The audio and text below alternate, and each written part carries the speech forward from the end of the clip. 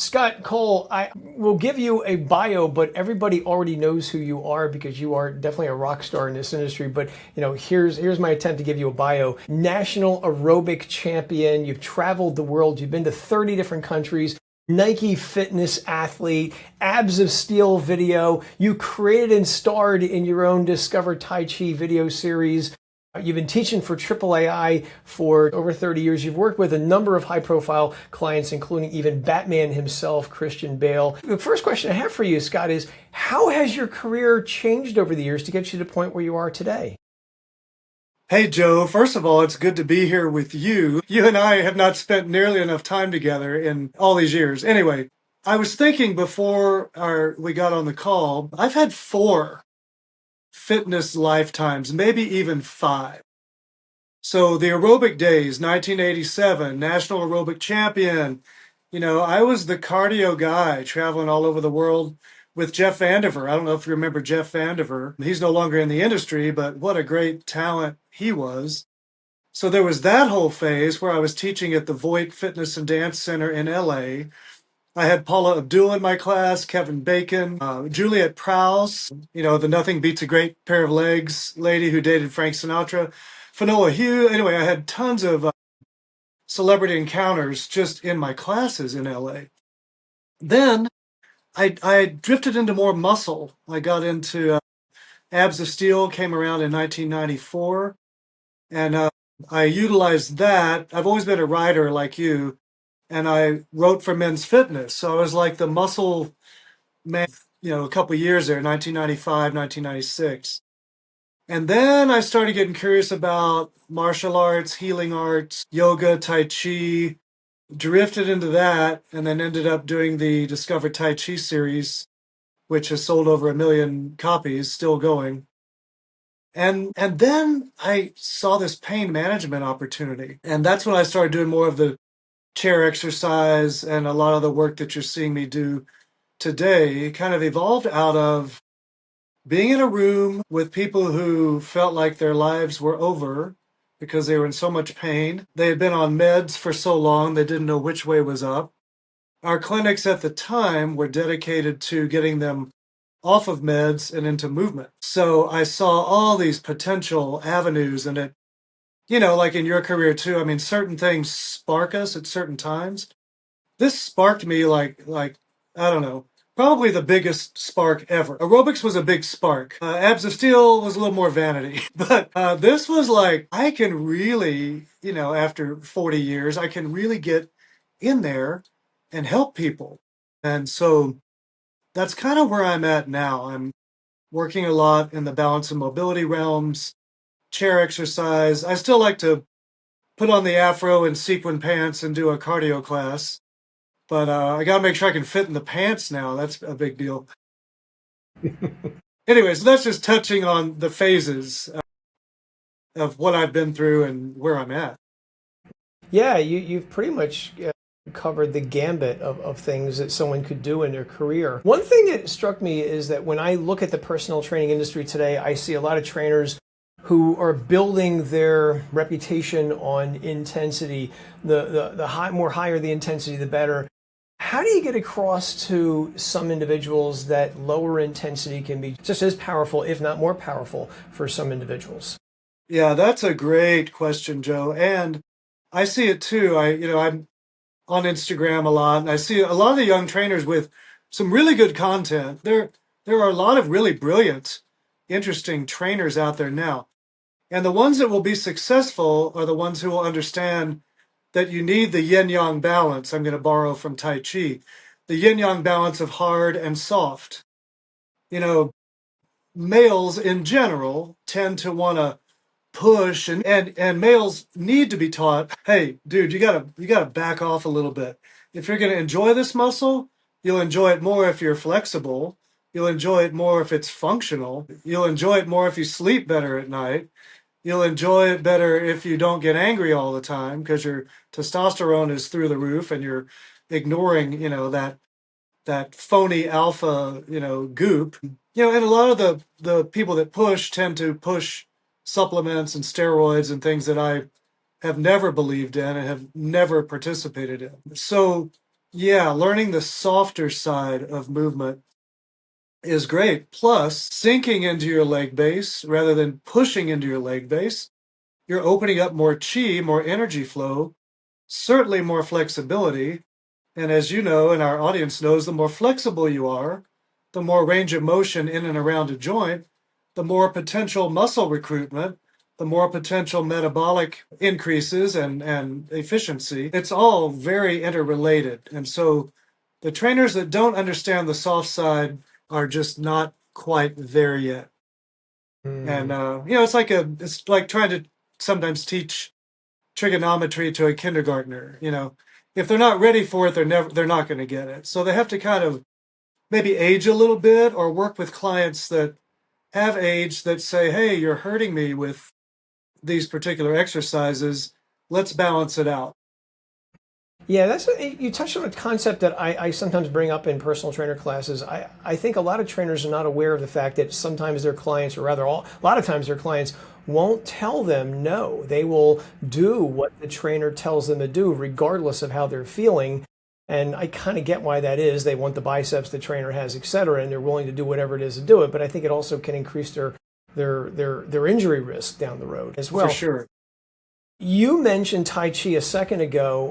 What do you think most personal trainers misunderstand about Tai Chi? They think it's fluffy and easy. And it is it is no, it's really not fluffy. It's slow motion movement, but when you move slowly through a slow motion continuum, breathing, you are moving oxygen and energy through all parts of your body. You're not just holding a pose, you're not just doing a bicep curl.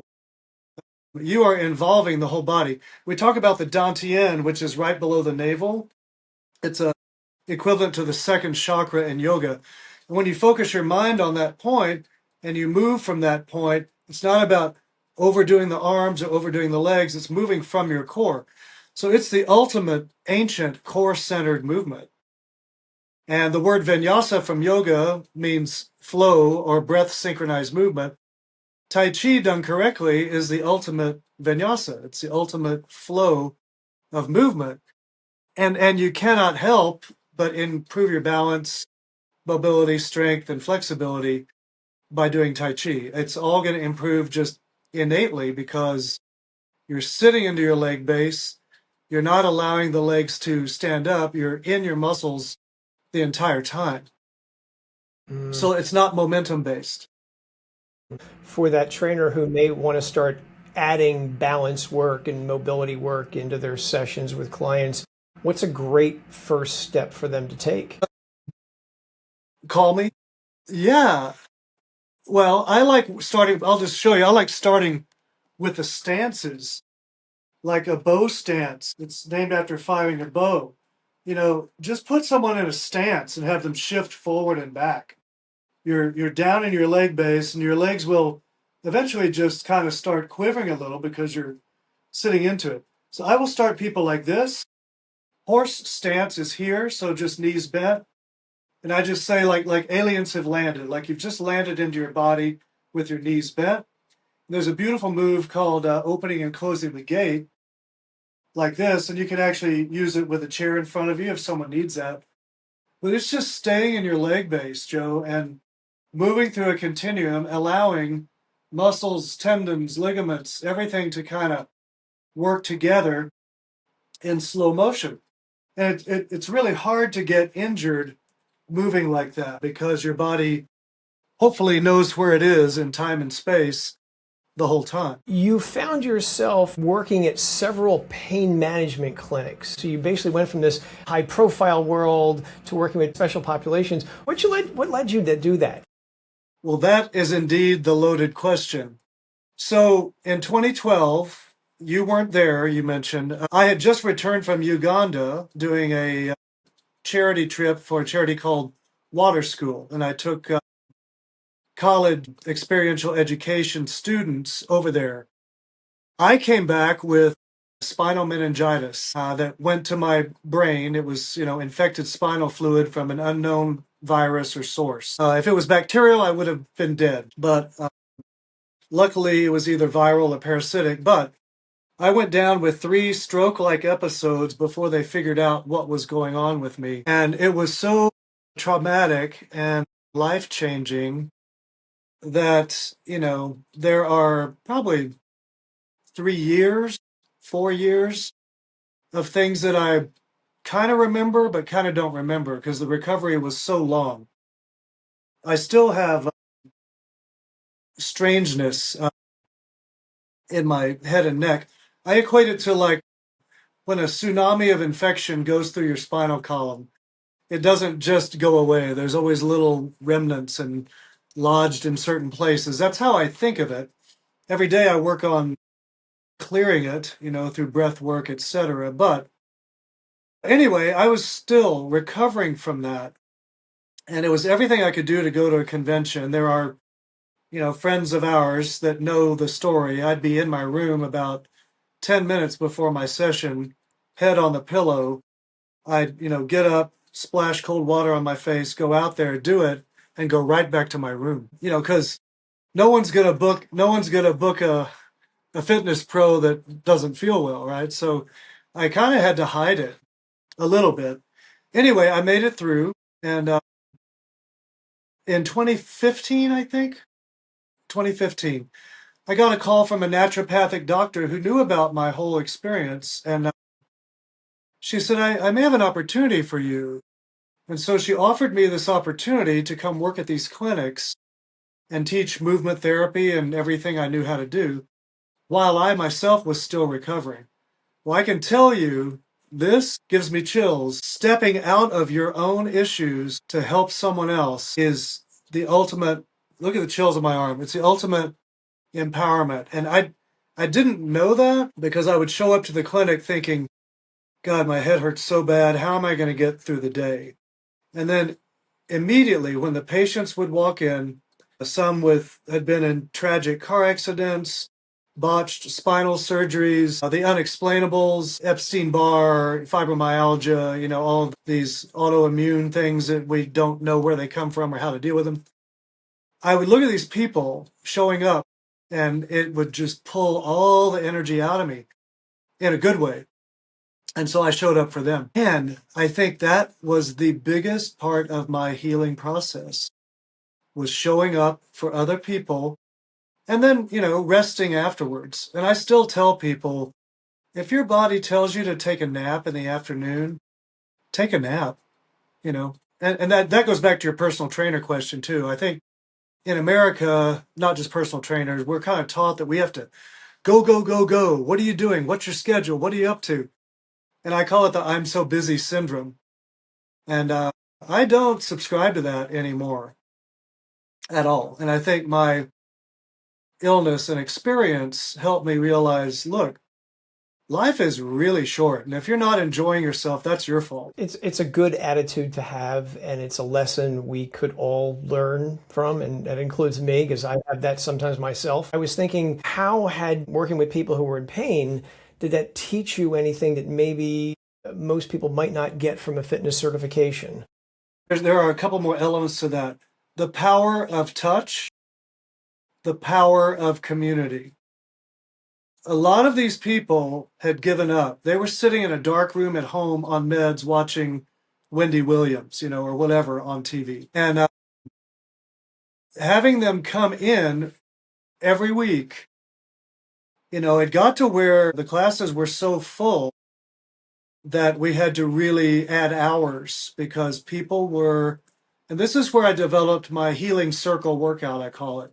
I put the chairs all in a circle, everyone facing each other. And I go to every person in the circle and say, okay, what's going on with you right now, today? And they tell me about their bodies and sometimes their grandkids or their dog or whatever. But we go around and we'd all listen to each other's stories, which establishes immediate love and empathy. It also shines a light on us going, okay, well, I have my problems, but look at that. I mean, oh my gosh, I want to help that person feel better. And it was huge, Joe. And it's a format that I think every hospital, clinic in America and internationally should adopt because it was healing. And I worked with patients that I would touch their leg and say, "Tell me about this." And one woman started crying. She said, "A doctor hasn't touched me since my car accident in 1987. They've been on their clipboards or in their iPads just prescribing meds." And so I think you know this, I'm real adamant about human connection and touch and energy. And I call it practical woo woo. It's not woo woo because it's real, but it's practical. It's practical, you know, application of what we all inherently know is right, but sometimes we avoid it or ignore it because it's uncomfortable or liability says we can't touch our students or our patients. And yeah, we've got to kind of get back into the live, hands-on, community-based exercise and connectivity. Yeah, that's an interesting story you told about the person who hadn't been touched in decades because we're so clinical these days, and we take that human touch for granted sometimes. There are people out there who have no social interaction with other people. I sometimes tell the story in classes I teach of my 104-and-a-half-year-old grandmother when she was still alive, and it's a gift and a curse. I mean, she outlived all of her friends and family and her husband, but she also remembered the Titanic sinking. So again, is Oh my that gosh. Wow. blessing and curse. Yeah. And in her final years, trying to be there for her as she was declining. And again, that's another story, frustrating for me, as I tried and did some, but some things you can't fix. Yeah. But yeah, but Along again, those same, when COVID was going on, I had a 93-year-old client, and I would wear my mask in there to train her. She wanted me to train her still. And I said, "Are you okay with?" Oh, no, I walked in with a mask on, and she goes, "Take that thing off." And I said, "Well, I'm, trying to be safe because the virus is real and it affects older people, younger people." She said, "I'm going to die of loneliness before I die of that." So she was aware that she wanted me to come in, do our usual thing, which included hands-on stretching, massage, helping her get in and out of the chair, all of that stuff. So she once again opened my eyes to that. And then COVID, we're still recovering from the antisocial fear during COVID. Our all of the conventions are not at full force yet, and not just in fitness, in every genre imaginable. And I think people got used to, not having to be touched and not having to show up in person. And at some level that got comfortable, maybe, or maybe they don't realize how uncomfortable it's making their body. I don't know, but we need to have a return to socialization, community, touch, being around each other, etc. yeah, and I would agree with that. And I think that's most important for the fitness industry because, personal training, it's a personal business, and you can't really be an effective personal trainer if you don't have those social muscles. Exactly. Yeah. Yeah, I worry about that too. I worry about the younger generation. I sound like an old fart, but I worry about the younger generation not being able to make eye contact as easily, not being able to strike up conversations. There are always beautiful exceptions. I encounter amazing younger people all the time, but I also encounter the ones that, when you say hello, they act like you've, you know, thrown something at them, and I can tell they just are not, prepared socially to interact. And that's huge. It is. I've seen it myself in stores and supermarkets and people who are checking me out, and I talk to everybody, but sometimes I Yeah, don't me get too. much more than a one word answer, or again, they don't make eye contact, Yeah, which is fear. sad. Yeah, And for a fitness instructor, that's really important, and that's something I don't think comes out a lot in the fitness training that most of them get. yeah. I had an interesting conversation recently with somebody who had a client and they didn't want to warm up before the session. They just wanted to jump into it. Speak for a moment on what a warm up might look like for a younger, apparently healthy person versus maybe somebody who may be older and have some limitations. Well, I love chair content. So I'll often warm people up in the chair. And all the stuff I do in the chair, a lot of it can be adapted to standing. Like I do my chair Elvis, I do shakeout arms and hands, I do rapid biceps, I do stretch it all the way up, open, close, open here, circle the wrists, I relax the hands, open through the chest. So a lot of that. And then standing, I like the Tai Chi warm-ups. I'll do my standing Elvis. All my Tai Chi people know this one. I'll do monkey bear, separate the feet, swing the arms with momentum, and then plant your feet. I call this freestyle Chi. Bend your knees, breathe and move. Elvis again. And then I might do some knee ups depending on if the person is balanced or not. Some little hamstring kickbacks. Yeah, it depends, Joe, on the client, the age, the person, and their abilities. But yeah, jumping into a session for me would include a warm up, whether they know it or not. Yeah, and that's kind of what the person told me. They just didn't tell them it was a warm up, and Yeah, they got through yeah. it. Yeah, I think we got used to in the group exercise day, like, here's your warm up, before you go into the high intensity stuff. But I do like the slow escalation. And then I like to alternate. Tai Chi also teaches you in Qigong, ancient Chinese breathing and healing exercises. They teach you both slow motion and vigorous, especially Qigong. Tai Chi does have martial applications, but you don't study that until later, once you learn how to move slowly and effectively. But I'll use Tai Chi principles in everything I do, even in teaching kickboxing. I'll do it slowly first so you know where your body is in time and space on the jab, cross, hook, upper. So my client Michael Childers, a famous photographer in Palm Springs, I've trained him about 25 years now. And he is a character. He's been through so many health issues. And I feel like I've really, helped him have better balance, more mobility. He almost died from COVID. And we did some breathing exercises. I did a lot of hands-on stretching, calming, moving of energy and chi. And, with him, he is so enthusiastic about his art. And he's curious that even when his body is failing, he'll be planning his next art show in the hospital bed. I mean, really amazing.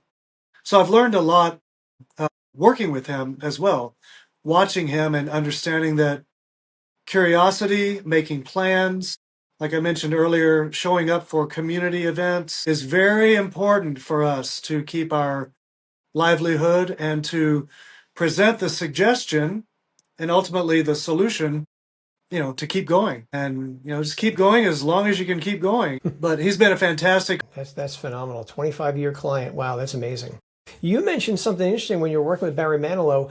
You looked at his routine on stage and built that into the program you were working with him to improve. Yes. I think that's a roadmap for trainers who are working with individuals, especially maybe either older or have special needs. Look at their everyday life and try to build the program around what they're doing, as opposed to just saying, okay, we'll do the leg press and a lat pull down. Think about what they're doing. I think that's where you get more to what they like to call functional exercise, although I've heard it. I think a better term is called, it was Leslie Binder used the word when I was interviewing her, and I thought, oh, I'm going to use that.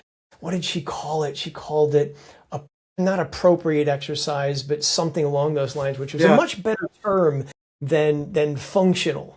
In Barry's situation, it was the actual choreography for him on stage that I was taught by his choreographer to run the routines with him.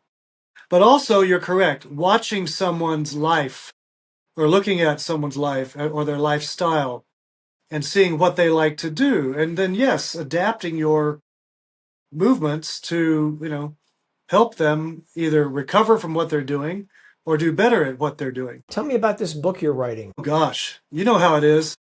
It takes so long, and I give the illusion that I'm this really patient guy. I'm patient with people who have problems or people who need help. I'm very, very patient with that.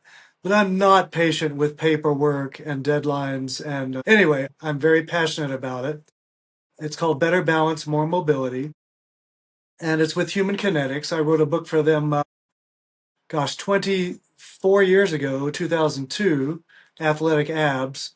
So yeah, I just have all this content, and I was thinking I need to write a book again. And so I hit them up, and they said, yeah, I gave them 3 options. So we may have 2 more books coming along sometime. We'll see.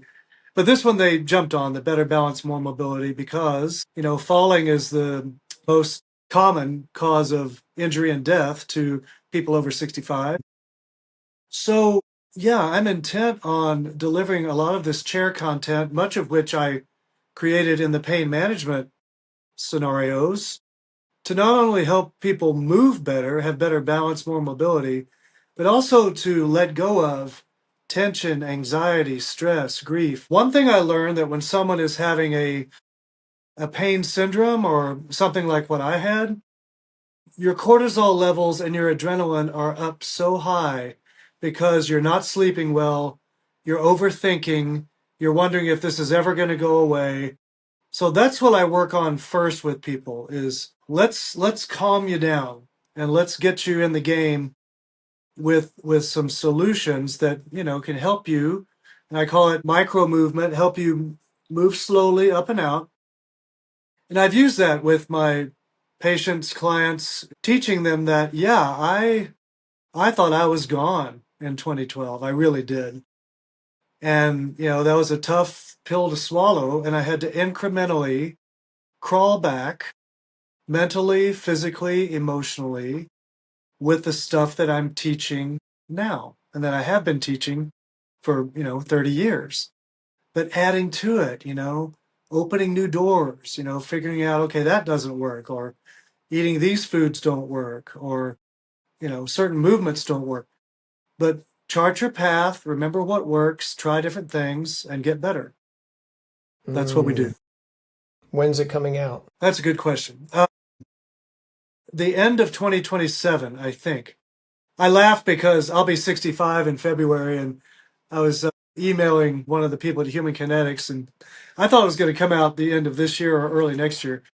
And she said, no, probably late 27. I said, I'll be on Medicare by then. So we had a good laugh. It's true. But yeah, I'll be on Medicare by the time the book comes out, which I'm fine with. But I'm teaching my own audience, which is fun. Yeah, most And as definitely. you know, growing in the fitness industry, we change our, we learn as we go and we adapt and we change our methods to match either a newer audience or a different audience that we never addressed before. Yeah.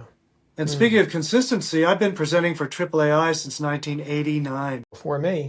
Long time, right? Which led me to my next question. Do you remember your first class that you taught with AAAI Fitness? Okay, I remember a funny story. I may have shared that at Nora's memorial, but I was at I think it was my second, I don't remember my first one. I think my first one might have been with Jeff Vandiver, an aerobic class with Jeff Vandiver. But I remember going the next year, and there was a schedule, that Nora sent us. And on the schedule, there was this class. It was like fitness in the media or something. And I said, that I was teaching. I said, Nora, what is this? She said, I just added that. And I said, Nora, I'm not prepared for that. But if anyone could do it, you can. And I said, well, I probably can, but you can't do this to me. You'll be fine. So I taught it. It was fine. Then later, Nora and I laughed about it, and I developed this communication skill, which I still use today. Some people communicate from their heart, some from the head, some from the gut. Some are a combination of 2 of those, 3 of those, 1 of those, whatever. Nora was full on a heart communicator until you got her upset, then her head would kick in, and then it would be shut down. So I learned to approach heart communicators who, I'm kind of like that too, but I approached Nora whenever there's an issue, I'd say, Nora, you know I love you. She'd go, oh, I love you too. And then she'd laugh and go, so what's up? And then I'd tell her, my problem. And then we'd work it out. I learned not to approach her or anybody really with direct mental anger. Always ask a question first. And if they get angry by the question, that's on them. But anyway, that was a bit, Nora taught me a lot, and I miss her very much. And I'm on this call with you right now because of Nora Anderson. Yeah. And I've had, this career that's continued, very supported by AAA and Nora Anderson. Yeah. And I'm forever grateful for that. And I feel like the more we can communicate with each other, the better. Whether it's I need to talk to you about something uncomfortable, or hey, I want to share my joy with you. And you know, Nora was a big believer in Tai Chi, Qigong, yoga, stretching, as you know, and meditation and the healing arts. So she allowed me to open that door after I had been Mr. Intense cardio, abs of steel, all of that. She saw in me that I was a very peaceful player when it comes to fitness and that I wanted to bring a different sensibility and balance to my work and to the participants of Triple. Yeah. That's really good. Yeah, there were a lot of great stories at Nora's tribute that night. Oh my gosh. A lot of great stories that I've never heard before. And yeah, I think I told the story of when she hired me. I walked up probably to Atlantic City and I said, "Hey, I want to teach for you." And it was the easiest job interview I ever had. She came around the table and hugged me, and I was hired. Wow. Wow. Yeah, Yeah, that was we need Nora energy today. That energy is sadly a little hard to find these days. yeah, yeah. I agree. Yeah, miss her an awful lot for sure. Yeah. For the trainer who wants to start working with maybe older population or people in pain, etc., what kind of skills should they be looking to develop beyond just counting reps and cueing, which could help them be successful with this population? Empathy, patience, body awareness, and be able to notice what's going on with them. Like I teach in my classes, the posture of anxiety or the posture of grief. We need to notice these things and do movements to help, you know, open it up. Do movements to help them feel more confident, standing and sitting, breathing, exhaling on the exertion, exhaling as you stand up, exhaling as you sit down. So you're using your quads and the strength of your legs. I was on the doctor's TV show. People watching this can Google that. It's pretty funny, but my segment was F words you fear the most.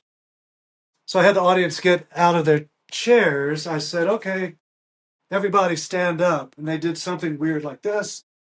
And I said, that was terrible. Everybody sit down. So they did something like this.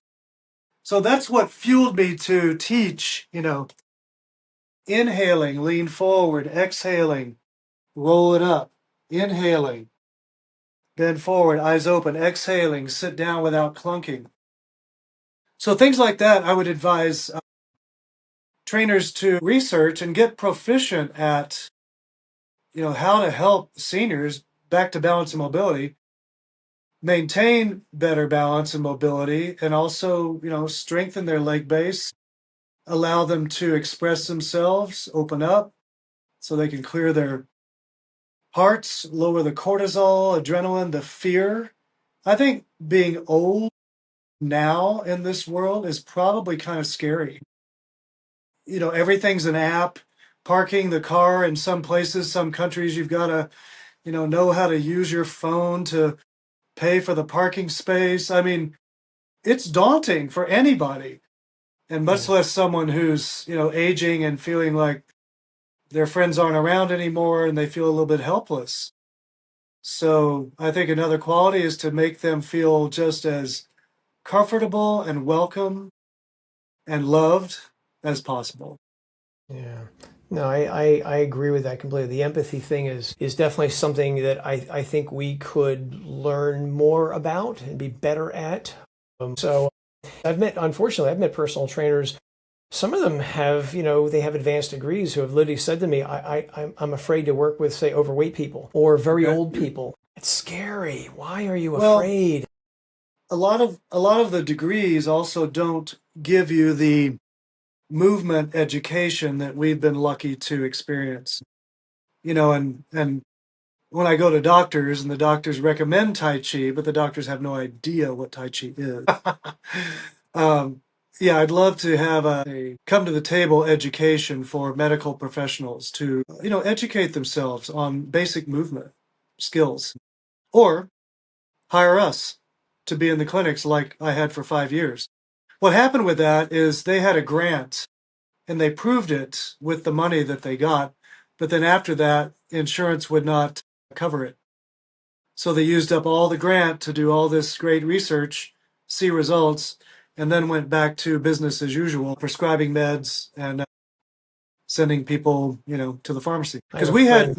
we had acupuncture, Tai Chi therapy, which was me. We had yoga therapy, Feldenkrais, massage. We had a psychology department. What else? Yeah, and naturopathic medicine and Harvard MDs. Hmm, wow. Big, great team that unfortunately, our methods are just the source of legend now. Yeah, it sounds similar to, I have a friend who teaches Tai Chi and Tai Chi Cha to veterans and does it for free. And she was getting Yeah, grants there for a while. And I'll have to yeah, ask her if she's still getting grants to do it. But very laudable concept. Definitely veterans who deal with a yeah. lot of stresses a lot of us could never Well, and deal it's with. been known also to, help with PTSD and also help, autistic. It's great for autism too. There's research that shows teaching an order where the patient or student doesn't have to make eye contact, which is what makes them nervous, the social skills. But if you give them an order of movement, they will remember the order and do it. And it's very beneficial. So there's so many applications. It's not all about everybody having to be social and doing it. There's a lot of special populations that can benefit, in lieu of the social component. Interesting. I wasn't aware of the autistic research. That's fascinating. Wow. When you look at the fitness industry as a whole, are there any trends that get you excited? You're like, wow, I love this. Yeah, I like these. How do I describe it?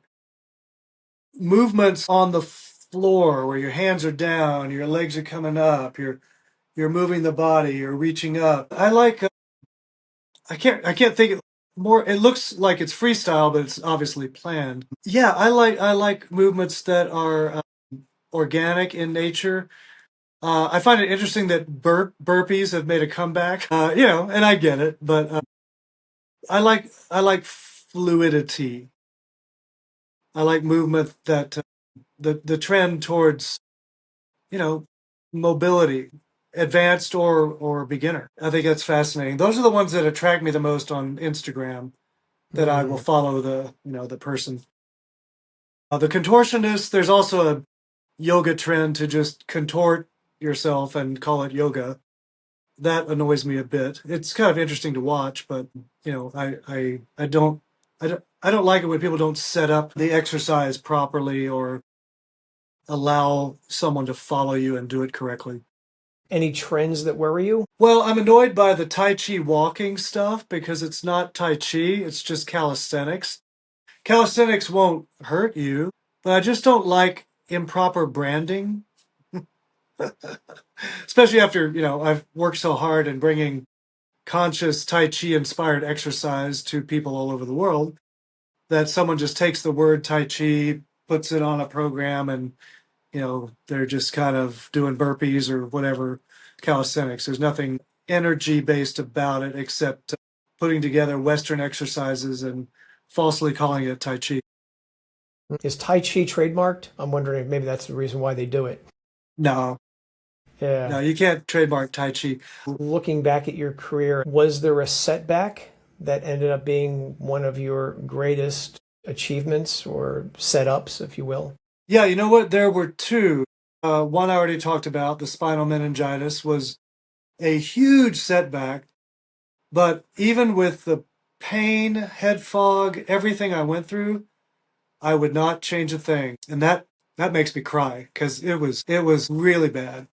It was really a painful period for me. The other one is kind of funny. I was first alternate for ESPN Fitness Pros. So I went in and, Pepper Vaughn, Jeff Aniver, Joel Greco got the guys' slots. I was the first alternate. And Tammy Webb, Tracy York, and Donna Richardson were the women. Anyway, I was devastated. I was devastated because, the show went on, did well. It was a lot of fun. But what happened was, shortly after that, I got the call to star in my own Abs of Steel video, which became you know, for lack of a better word, a star vehicle for me and solo, so it wasn't a team effort. I did not have to have a limiting contract with a network. I just got to do the video and reap the PR benefits that continue to this day. So that was a big lesson for me because had I've gotten the ESPN gig, I would not have been able to do the Abs of Steel video. God closes a window, opens a door sometimes. Yeah, it worked out beautifully in my favor. And I got to shift my disappointment into excitedness for my colleagues and for the success of the fitness pros and, just develop into a better human being, knowing that not every gig is for everybody. At the end of the day, being a better person, that's what it's all about.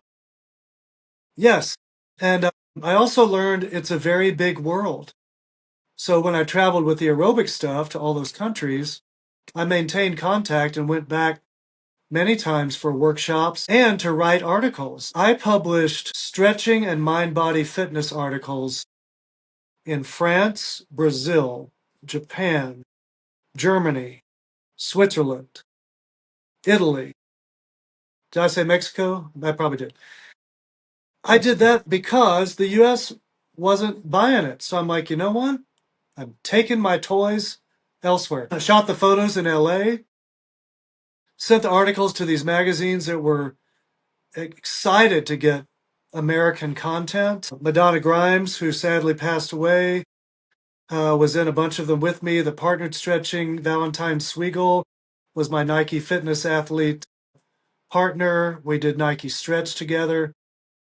So I learned then, I took it elsewhere, got paid for it. I gave them the photos, only the ones that I wanted. So it was like a beautiful control in a good way over the piece. They translate the article and then put the photos that we sent them. I'd get the author credit, I'd get paid for it, and then off to the races. And then that trickled back. I'd throw the magazines on the desk at Nike and go, here's what they're allowing me to do over there. You want to jump on board or you want to be behind the horse, So like, oh, okay. So then we finally published in the States. But yeah, I've That's learned to work around things. And if you're disappointed, or if someone doesn't like you, or if an organization doesn't value you, you just go elsewhere. And Nora always valued us. So I left behind a lot of the other organizations that I don't have to name that were not valuing instructors, our time, or compensating us in ways that, you know, would have been normal. So yeah, I yeah, know. proud of that. Yeah, yeah. Nora's a trailblazer for sure. In many Sure. Scott, where can people find out more about you? Although I'm sure most of the people who are watching this already know how to find you, but go ahead and tell us. You never know. You find me at scottcole.com, SCOTTCOLE.com. And I just redid my website, so I'm really proud of it. It's kind of an homage to the past with a, open door to the future. And I'm also at Scott Cole Wellness on Instagram. And many of you may be aware I've had scammers using my photos and creating false profiles. So make sure you go to at Scott Cole Wellness. Currently, it's private for that reason, but maybe send me a little message says I met you through AAAI, and that way I can, get you in. Also, if you sign up on my homepage of scottcole.com, you just enter your email address and your name, and you'll be privy to my e-blasts. And I do Zoom classes probably every 2 weeks, usually on a Saturday or Sunday. I'm always doing Zoom classes that work both in the chair and standing. Lots of fun content. I've got a great group, so happy for any of you watching to be a part of that. Link to all that in the comments in the Okay, description below. So yeah, it'd be very cool. good. All right, Yeah, Scott, it's been a great conversation. I feel Joe, like I thank know you you. a lot more better than I did before, and Yeah, yeah, likewise. this has been terrific. I really appreciate your time. Yeah, thank you. I appreciate you, Joe, and thanks for doing this. So cheers, mate.